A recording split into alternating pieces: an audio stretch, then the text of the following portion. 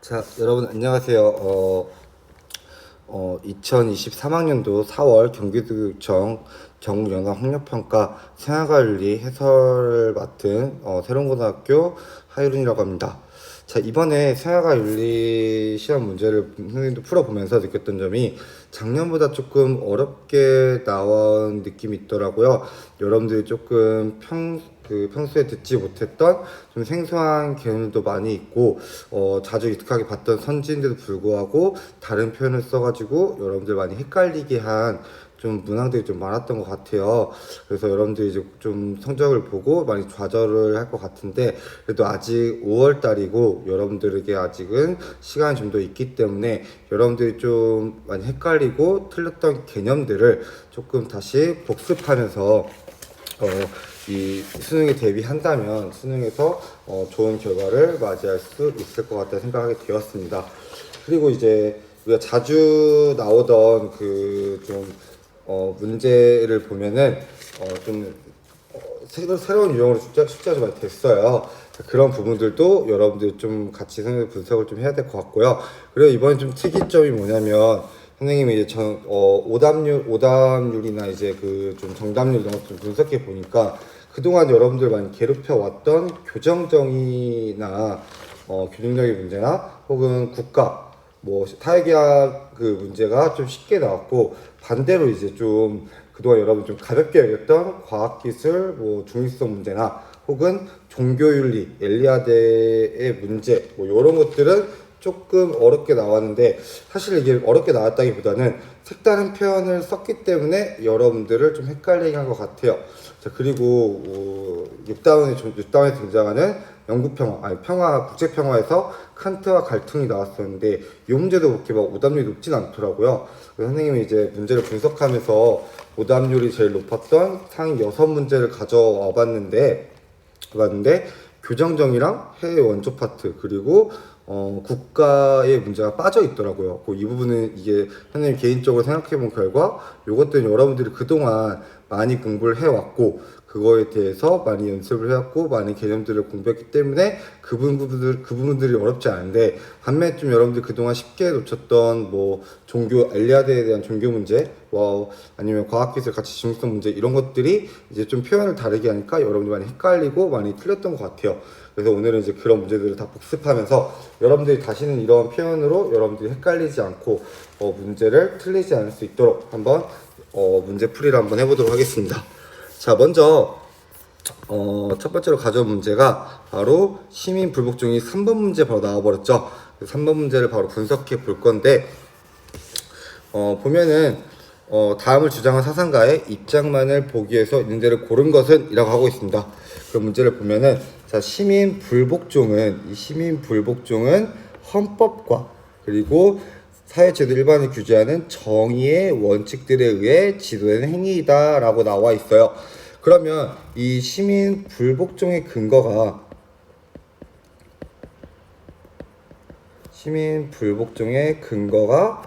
헌법과 그리고 정의의 원칙이다 라고 얘기하고 있는 사상가를 찾아야 되는데 누구예요? 롤스죠. 자, 그리고 밑에 근거는 개인이나 집단의 이익에만 기초할 수 없다. 그 대신 시민 불복종은 정치적인 질서의 바탕에 깔려있는 공유하고 있는 정의관에 의거한다. 자, 공유하고 있는 정의관, 즉 다수가 공유하고 있는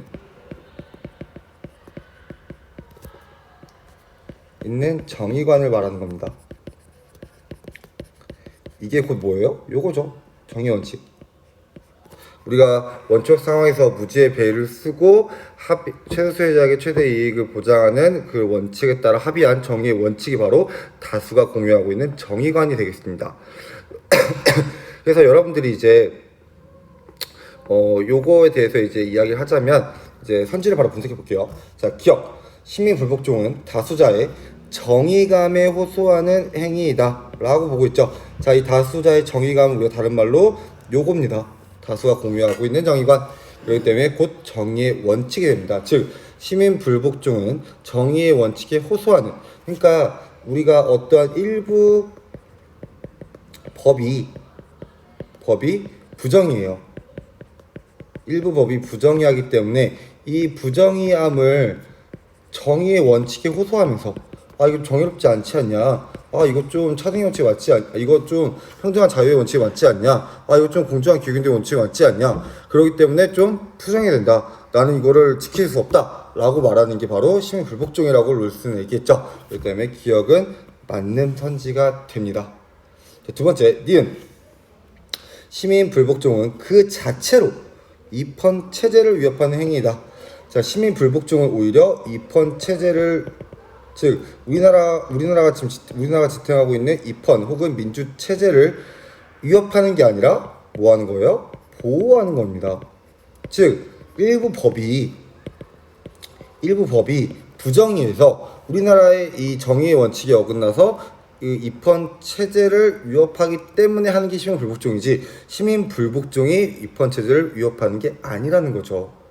이해되시나요? 다시 말해서 시민불복종이 필요한 법들이 입헌 체제를 위협하는 거지, 시민불복종은 그 일부 법이 저항하면서 그 법을 수정하여 입헌 체제를 오히려 보호하는 행위가 될 수 있기 때문에 이해는 틀린 선지가 됩니다.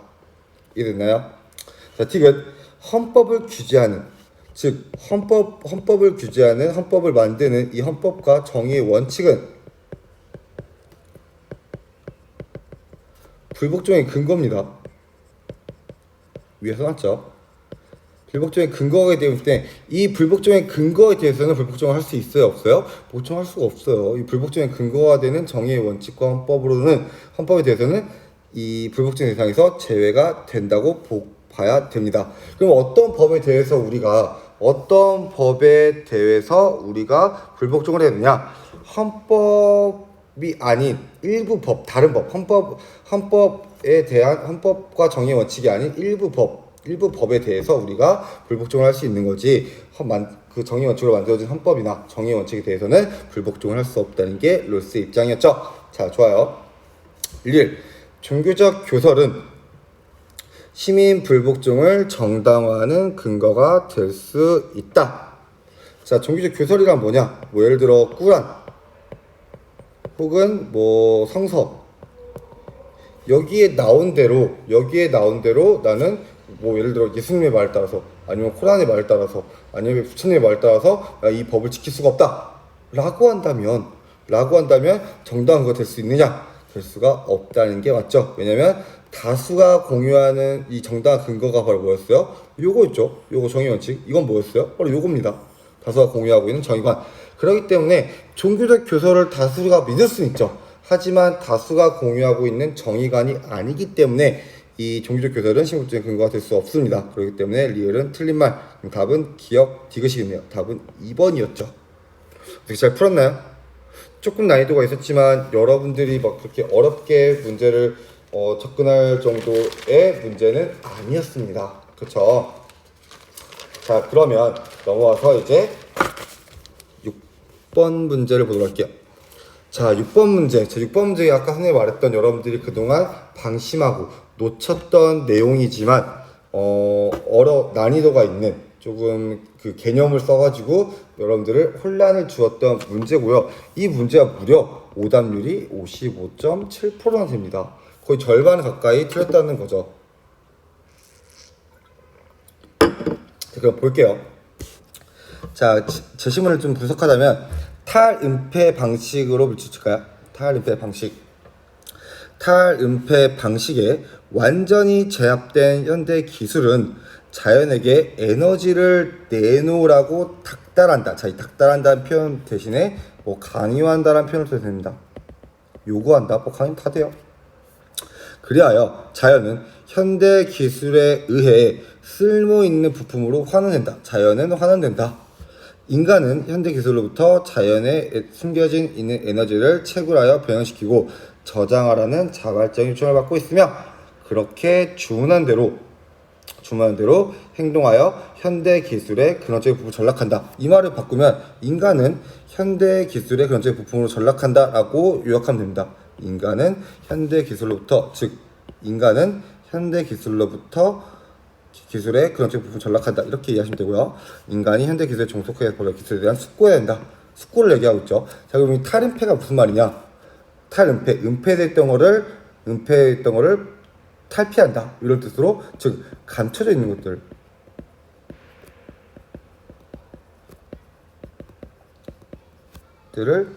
드러낸다고 생각하면 될 것 같아요. 드러낸다, 이 정도 될 것 같아요. 그럼 이 사상가가 누구냐? 바로 하이데거죠. 이해되시나요? 자, 그러면 하이데거 입장으로 이제 긍정의 대답을 할 질문들을 고르시면 되는데, 볼게요. 자, 인간이 현대 기술 부품을 만들 수 있는가? 여기에서 이제 파란색 보이죠? 인간은 현대 기술을 근저히 부품을 전락한다라고 얘기했죠? 만들 수 있는가? 있죠. 있다고 봤죠. 지금 하이데거가 제시문에 나와 있잖아요.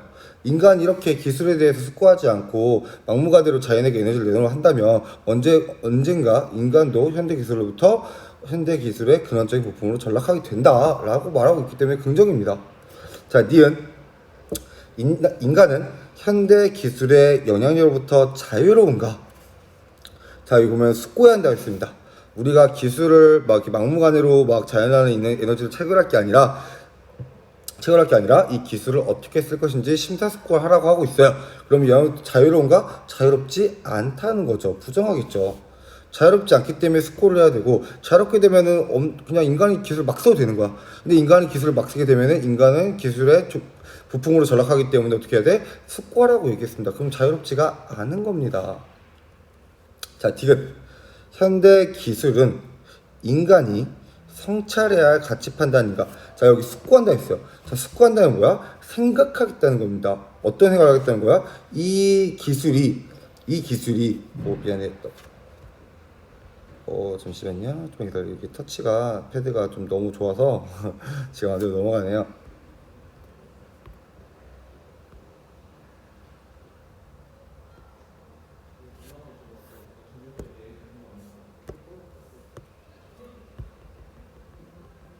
잠시만 기다려주세요.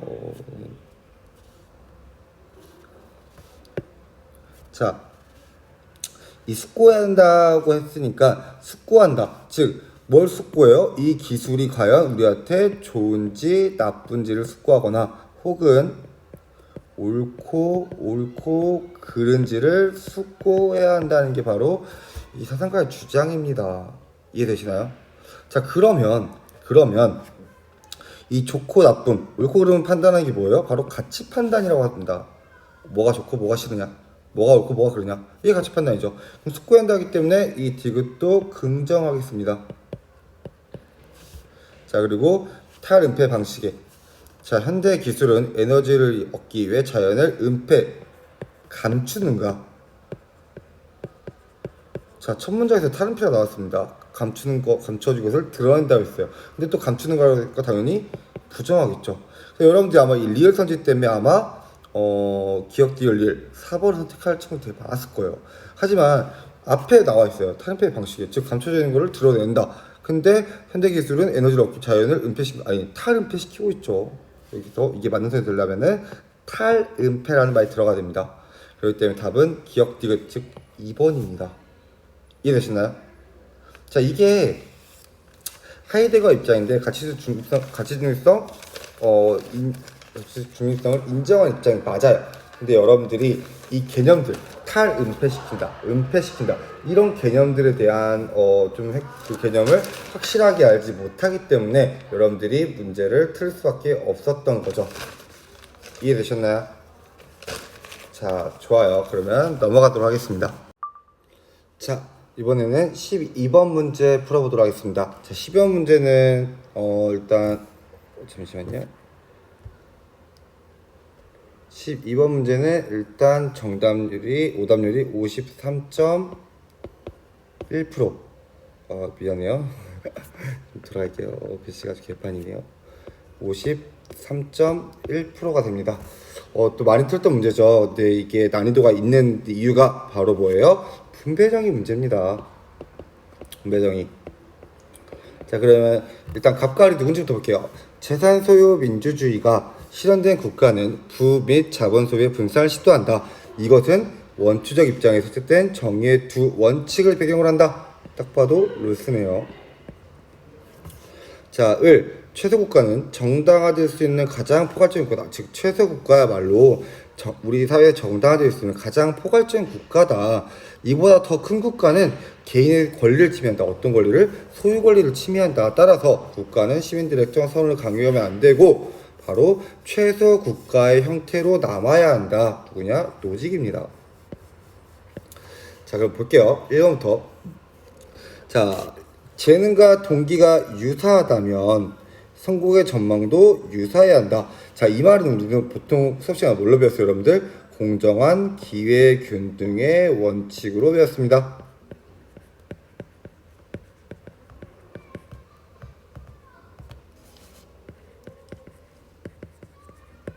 자, 공정한 기회균등의 원칙으로 배웠죠. 자, 이게 무슨 말이냐면은 예를 들어서 뭐 선생님이랑 뭐 다른 친구가 한 명 있었어요. 대학교 때 얘랑 나랑 윤리 실력이 비슷하고 윤리 교사 되고자 하는 동기가 유사했어요. 그러면 임용고시 합격에 대한 성공의 전망도 유사해야죠. 그럼 이게 부정하면 어떻게 돼요? 나는 애보다 공부를 잘해요. 나는 막 서양 윤리 동양 다 아는데 얘는 하나도 몰라요. 근데 얘네 아버지가 교육부 장관이야. 그래갖고 애를 교사로 찍어줍니다. 막 어디 학교 배정해버려. 그럼 공정한가요? 공정하지 않죠. 왜? 나는 얘보다 공부를 잘했고 나는 얘보다 더 간절히 교사를 바랬는데 얘네 아버지가 교육부 장관이라는 이유로 애한테 교사를 줍니다. 그럼 부정하잖아요. 그래서 우리는 이 원칙에 합의할 수밖에 없죠. 왜? 원칙 상황에서 무지의 배일 때문에 우리가 모릅니다. 우리 아버지가 교육부 장관인지 그냥 일반 사람인지 몰라요. 그렇기 때문에 일단 우리가 아무것도 모르는 상황에서 재능과 동기가 유사하다면 어떤 직업에 대한 다가갈 수 있는 기회, 성공의 전망도 유사해야 된다고 보는 게 바로 공정한 교육의 원칙이죠. 이 원칙은 그 누가 됐건 간에 보다 합의할 수 있죠. 왜? 무지의 배일 때문에 내가 어떤 사람인지 모르기 때문에. 그쵸? 1번은 맞는 말. 2번 원칙 입장의 당사자는 모두에게 이익이 되는 원칙에 합의한다. 자, 그러면 이 모두에게 이익이 되는 원칙에 합의한다는 말을 바꿔 말하면 우리가 보통 차등의 원칙 보면은 왜 그럴까요? 자, 차등의 원칙 보면 롤스가 그런 얘기를 합니다. 롤스가 최소 수혜자에게 최대 이익을 보장할 때 혹은 모두에게 이익이 될 때 불평등을 허용했습니다. 사실 근데 불평등 허용했죠. 자, 근데 결과적으로 우리가 최소 수혜자인지 알아 몰라요. 모릅니다. 뭐 때문에? 무지의 배일 때문에 내가 지금 뭘 좋아하고 뭘 잘하고 어떤 사람이고 우리 부모님이 누군지 아무도 몰라요. 아무도 모르기 때문에 결과적으로 우리는 이 차등의 원칙이랑 불평등을 허용하는, 즉 최소수의 최대 이익이 되는 원칙에 합의합니다. 근데 결과적으로 봤을 때 우리가 아직 최소수익이 모르기 때문에 결과적으로 모두에게 이익이 됐다는 표현도 허용 가능하다는 거죠. 이해되나요? 만약에 여러분들이 몸이 불편할 수도 있고 몸이 불편하지 않을 수도 있는데 이 무지의 배로 인해서 장애인 복지 정책, 즉 복지 정책이 아주 끝장나게 잘 돼 있어요. 그런 상황에서 우리가 일단 합의는 하겠죠. 왜? 내가 모르니까, 내 몸이 불편한지 모르니까. 근데 결과적으로 모두에게 이익이 된 거죠. 내가 만약에 몸이 불편하면 이익을 받고 몸이 불편하지 않더라도 그 강도에 따라서 우리도 혜택을 받게 되기 때문에 모두에게 이익이 됐다는 표현이 틀린 표현이 아니라는 거죠. 그래서 2번도 맞는 말. 3번 노직 부정의의 교정을 위한 국가의 개입은 소유의 권리를 침해한다? 아니죠. 자, 노직이란 사상가가 국가의 개입을 인정하는 경우가 언제냐? 바로 부정의를 교정하는 겁니다. 자, 노재현 사상가가 국가가 개입한 걸 허용하는 것은 오직 부정의를 교정할 때라고 얘기했어요. 즉 이런 겁니다. 만약에 우리 사회에서 마동석 형이 마동석 형 알죠? 마동석 아저씨가 여러분들의 100만 원을 가져갔어요.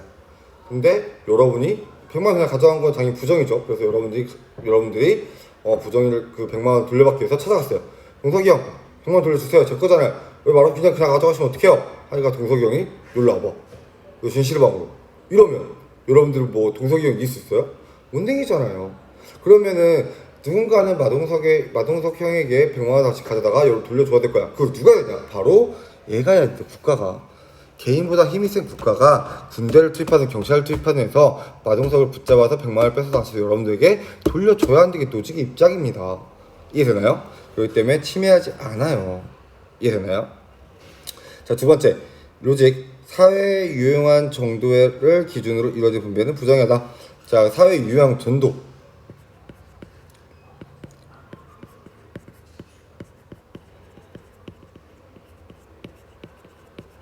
혹은 뭐 도덕적 공과. 저 옛날에 한번 수능인가 평가 문제 나왔던 선지인데, 자, 이거 같은 분배 기준을 만들어서 분배하는 걸 뭐라 그래요? 정형화된 분배라고 합니다. 자, 근데 노직은 이 분배 기준을 만들어 놓고 분배하면 정형화된 분배가 되고, 이 정형화된 분배 반드시 부정의를 필수적으로 수반한다고 얘기했어요. 자, 그렇기 때문에 이 정형화된 분배는 부정을 필수적으로 수반하기 때문에 우리는 이런 분배를 할 게 아니라 어떻게 분배 기준을 정하지 않은, 즉 자유로운 소유 과정을 통해서 하는 무슨 분배? 비정형화된 분배를 해야 한다고 얘기합니다. 글씨 잠깐만요. 글씨 어디지? 비정형화된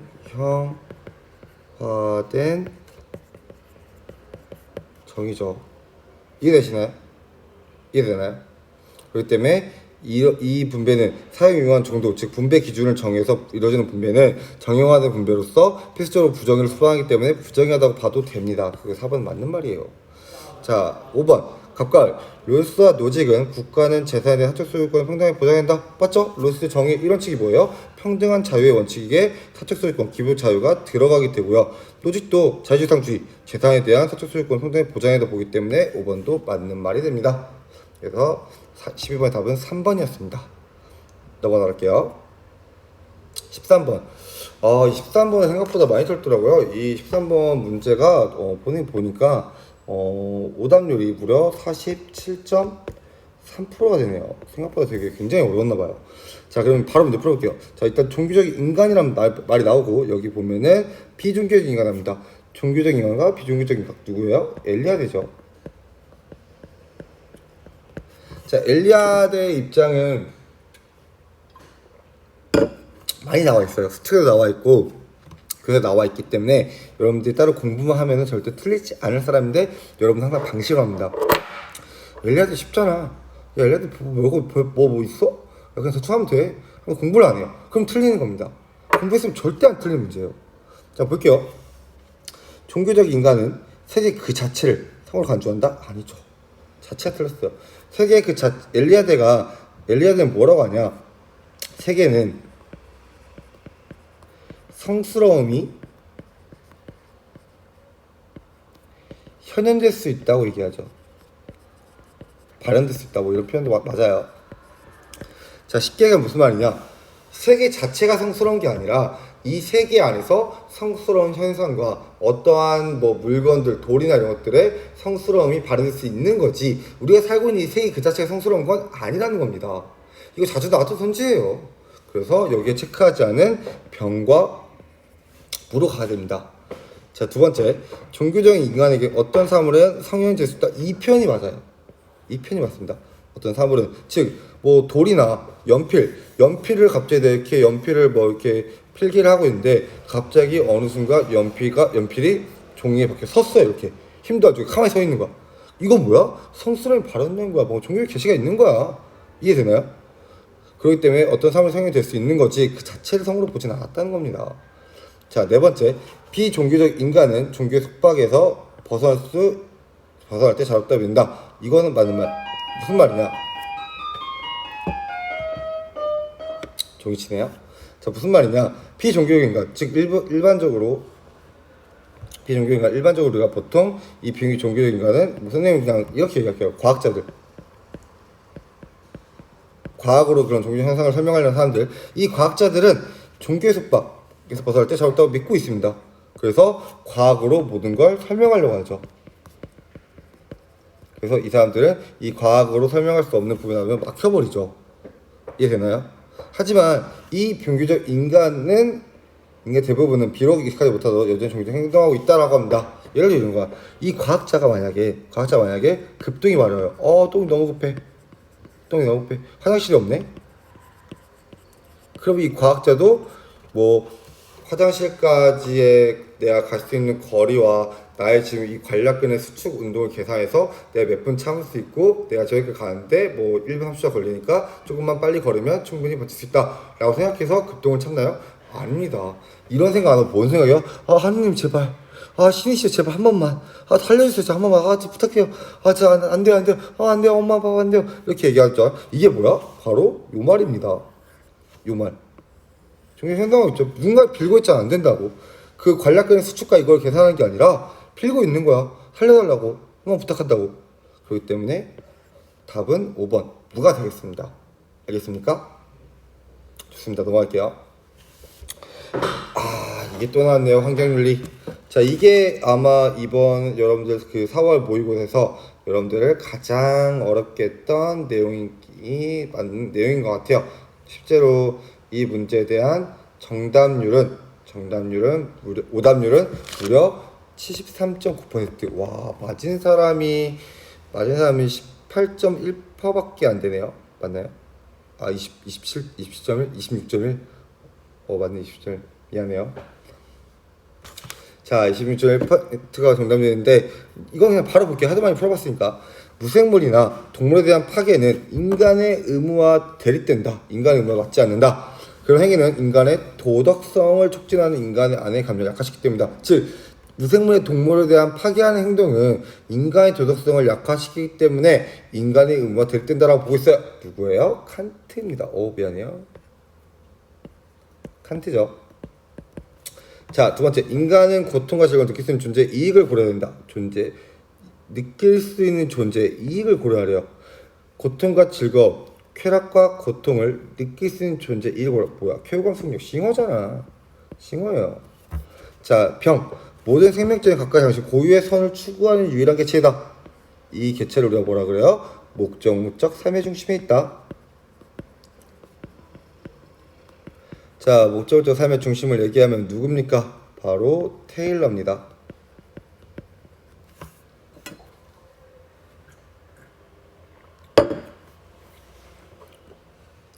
자, 그러면 선지를 볼게요.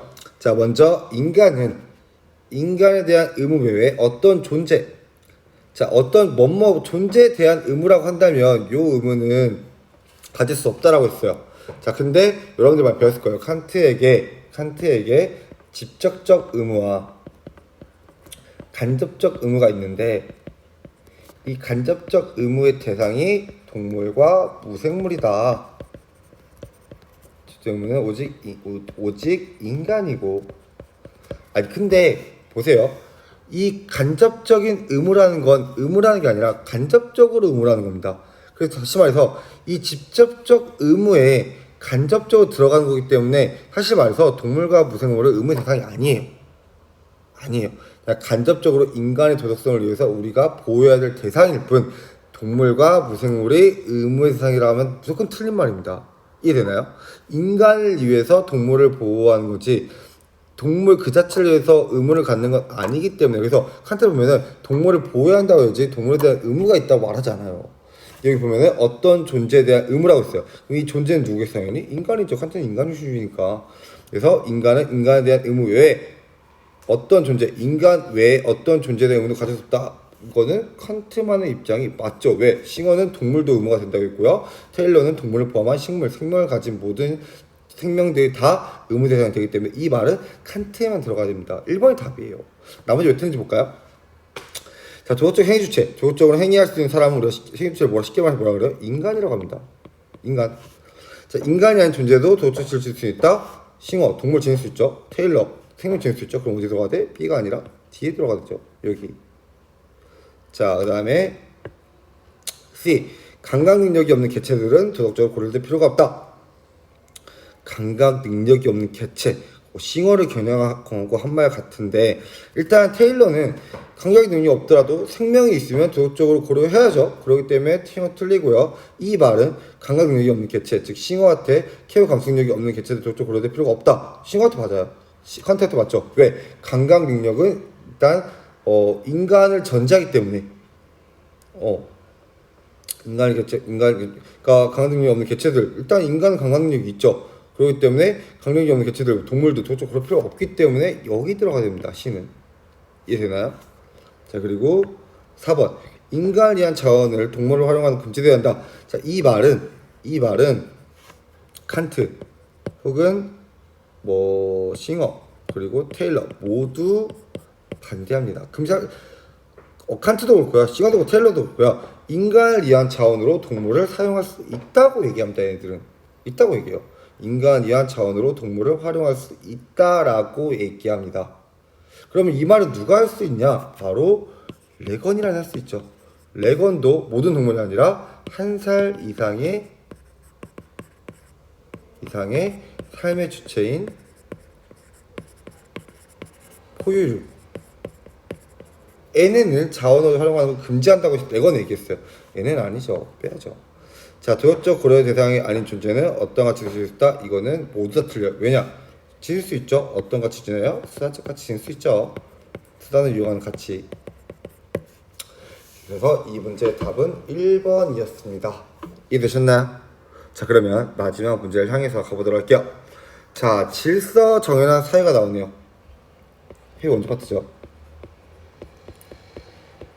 자, 갑은 질서 정연한 만민이 고통받는 사회를 원조해야 된다.